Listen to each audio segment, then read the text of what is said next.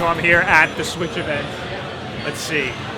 First thing that I did, the first thing I played when I got in here was Bomberman R, or Super Bomberman R. That was the only one that I was super excited for when I saw the conference yesterday. And it was right by the door, so that's the one that I immediately jumped on. They had it set up with a Pro Controller. Pro Controller obviously is fine. The buttons are bigger, they're more spread out. That's the way that you're going to want to play this system if you're going to be just sitting on your couch. You're not going to want to use the Joy-Con, more on that later. But Super Bomberman R is just more of the same Bomberman, which is more than we can ask for. There was a very interesting boss fight though. Pretty much all I've ever asked for is Bomberman, but modern and with a better style. And that's exactly what we got, a very stylized, beautiful Bomberman. Look at that bad guy, that bad guy's awesome. The next thing I did was walk into the other room and I played Sonic Mania, which I've been dying to play. That we played with one Joy-Con. And honestly, it doesn't feel that bad just playing it with one Joy-Con.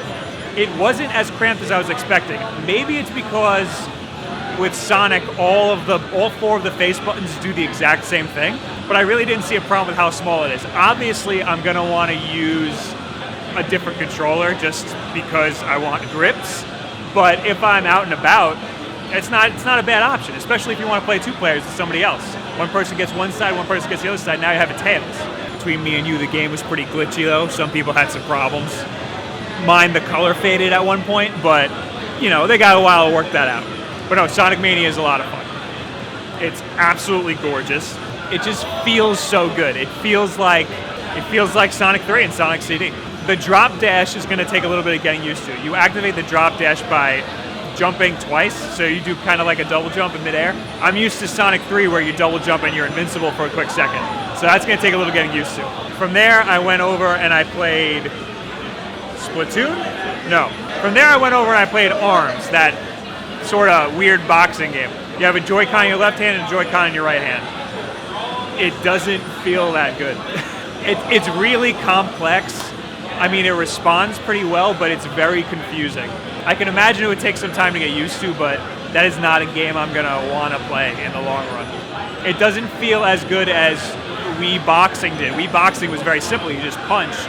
But ARMS, you do punch, but you can curve the punches, you can block by touching the Joy-Cons together, and that wasn't responsive.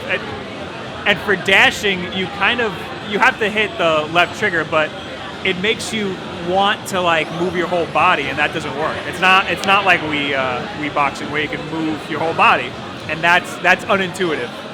Or maybe it takes some getting used to. I don't know. But that's not something I would want to. I'm not spending $60 on that. That's for damn sure. From there, I played Splatoon 2. I've never played the original Splatoon, so it was great. In the original Splatoon, people say that the Wii U motion controls are the best way to play it, to aim with the motion controls by moving the gamepad around. I played it on the Pro Controller, and moving it around did not feel good.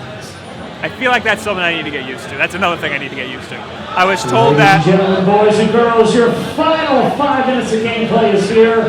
That's right, 5 minutes. We kindly ask you to finish up the title. I was told with the Splatoon motion controls, you use it to look up and down. You use the right analog stick to look left and right. I was confused because I was using it for all axes of movement, which apparently isn't good. You know, when I show people to play it, this is movement, okay? Forward, backward, left, right. This, the gyro, up and down. Oh, okay. People like to do left and right, but it confuses them. It would have worked if there was a quick turn. If I could do a quick turn, that would be fine to use the motion controls, but otherwise it was really confusing.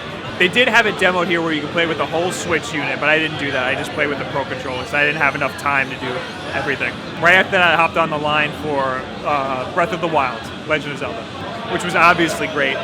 But they let me use the Joy-Con controller, what's it called, the connector thing?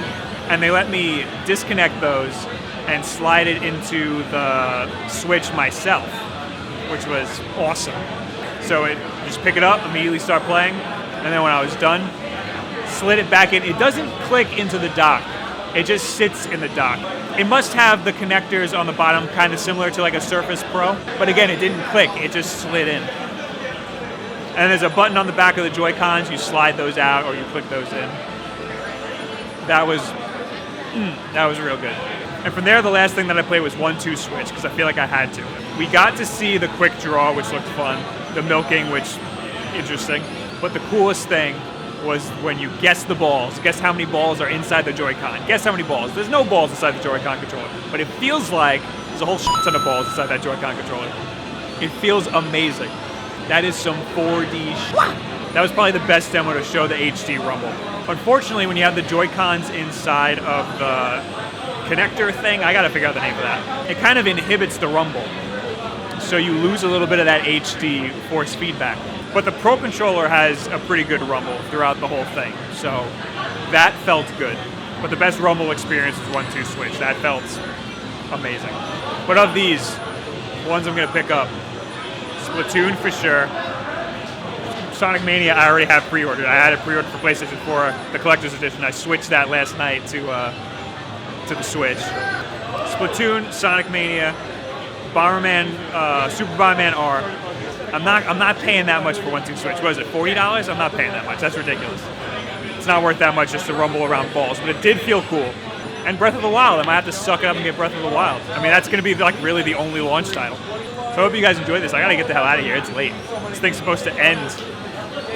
At 7. I gotta get the hell out of here. Thanks for watching, guys. Check out the other videos. Leave a like, comment what you think about the Switch, what games you want to see. Have a good week.